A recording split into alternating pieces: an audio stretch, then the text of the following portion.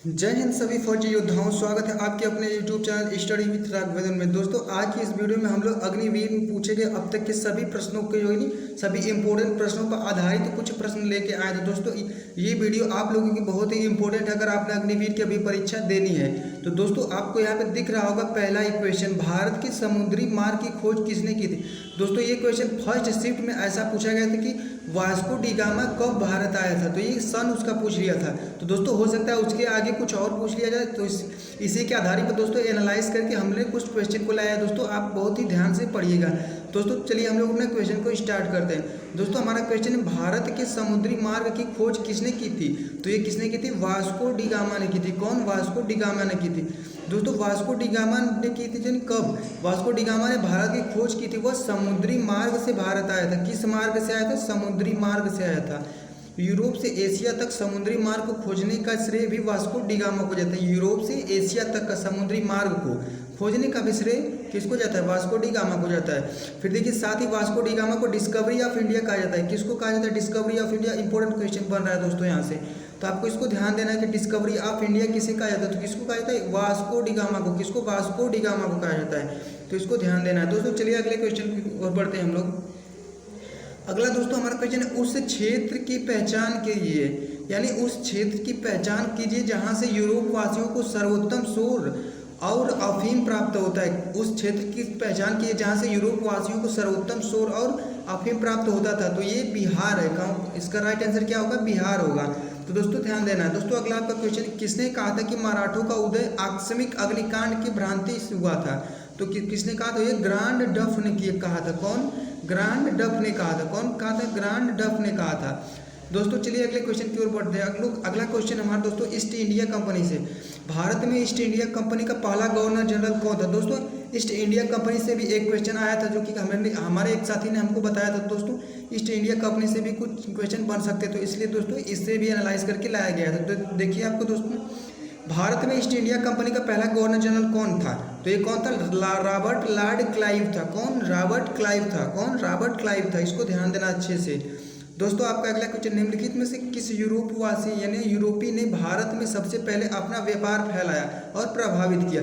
तो सबसे यूरोपवासी कौन है, तो भारत में सबसे यूरोपवासी पुर्तगाल है जो कि व्यापार करने के लिए, तो इसको ध्यान देखना है। दोस्तों अगला आपका क्वेश्चन है, वास्को डी गामा कहाँ का रहने वाला था। तो वास्को डी गामा कहाँ का रहने वाला था, पुर्तगाल का रहने वाला था। कहाँ का, पुर्तगाल का रहने वाला था। इसको भी ध्यान देना है। फिर देखिए यूरोपीय शक्तियों में पुर्तगाली कंपनी ने भारत में सबसे पहले प्रवेश किया था। कौन, यूरोपीय शक्तियों में पुर्तगाली कंपनी ने, किसने, पुर्तगाली कंपनी ने भारत में सबसे पहले प्रवेश किया था। भारत के लिए नए समुद्री मार्ग की खोज पुर्तगाली व्यापारी वास्को डी गामा कब, 17 मई 1498 को। दोस्तों यही सन फर्स्ट शिफ्ट में अग्निवीर की परीक्षा में पूछ लिया था, तो इसको ध्यान देना है। फिर ये भारत के पश्चिमी तट पर अवस्थित बंदरगाह से कालीकट तट पे पहुंचा था, यानी बंदरगाह से कालीकट तट पे पहुंचा था। इसको भी ध्यान देना है। दोस्तों आपका अगला क्वेश्चन बहुत ही इंपॉर्टेंट है, किस राज्य के शासक नवाब वजीर कहलाते थे। किस राज्य के शासक नवाब वजीर कहलाते थे, अवध के नवाब जो कि नवाब कहलाते थे। फिर देखिए किसने अपनी राजधानी मुर्शिदाबाद से मुंगेर स्थानांतरित की थी। किसने अपनी राजधानी मुर्शिदाबाद से मुंगेर स्थानांतरित की थी, मीर कासिम था। कौन, मीर कासिम था। तो इसको ध्यान देना है। दोस्तों आपका अगला क्वेश्चन, आदि ग्रंथ किसने संकलित है। आदि ग्रंथ किसने संकलित किया था, अर्जुन देव ने, गुरु अर्जुन देव ने किया था। कौन, गुरु अर्जुन देव ने किया था। दोस्तों अगर यहाँ से क्वेश्चन को बात करें कि कौन सा क्वेश्चन बन सकता है, दोस्तों आपको क्वेश्चन बन सकता है कि सिखों के पहले गुरु कौन थे। तो सिखों के पहले गुरु कौन थे, गुरु नानक देव थे। कौन सा, गुरु नानक देव थे। और बात करें दोस्तों सिखों के आखिरी अंतिम गुरु कौन थे, तो एक गुरु गोविंद सिंह थे। कौन, गुरु गोविंद सिंह थे जिन्होंने खालसा पंथ की स्थापना की थी। तो इसको अभी आपको ध्यान में रखना है। फिर देखिए दोस्तों अगला आपका क्वेश्चन है, महाराजा रणजीत सिंह के उत्तराधिकारी थे।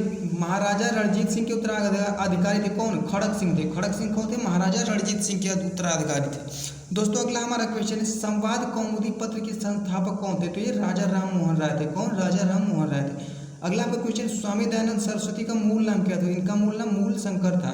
क्या नाम था, मूल शंकर था। इनको भी ध्यान देना है आपको। दोस्तों आपका अगला क्वेश्चन है, ब्रह्म समाज की स्थापना की गई कब, 1828 में। किसने की थी, ब्रह्म समाज की राजा राम मोहन राय ने की थी। ब्रह्म समाज की स्थापना किसने की थी, राजा राम मोहन राय ने। आपको इतना ध्यान देना है। दोस्तों अगर एक बार चैनल बनाया तो चैनल को जरूर सब्सक्राइब कर लीजिएगा और वीडियो को जल्दी लाइक कर दीजिएगा। चलिए दोस्तों अगले क्वेश्चन की तरफ बढ़ते हैं। हमारा क्वेश्चन, शारदा मणि कौन थी। तो शारदा मणि जो कि रामकृष्ण परमहंस की पत्नी थी। कौन? रामकृष्ण परमहंस की पत्नी थी शारदा मणि। दोस्तों आपका अगला बहुत ही इंपॉर्टेंट क्वेश्चन, प्रसिद्ध चेतक घोड़ा किससे संबंधित है? तो प्रसिद्ध चेतक घोड़ा किससे संबंधित? महाराणा प्रताप का घोड़ा जो कि चेतक था। कौन? चेतक था।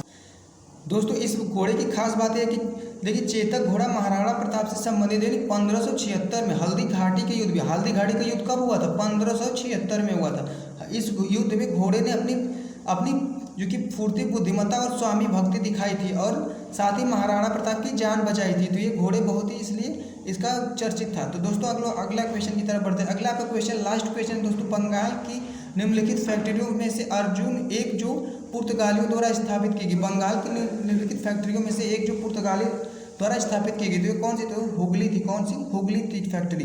तो इसको भी दोस्तों आपको बहुत अच्छे से ध्यान देना है। दोस्तों उम्मीद करता हूँ वीडियो आपको बहुत अच्छा लगा होगा। दोस्तों अगर आपके लिए बहुत ही हेल्पफुल भी होगा। दोस्तों अगर आपको वीडियो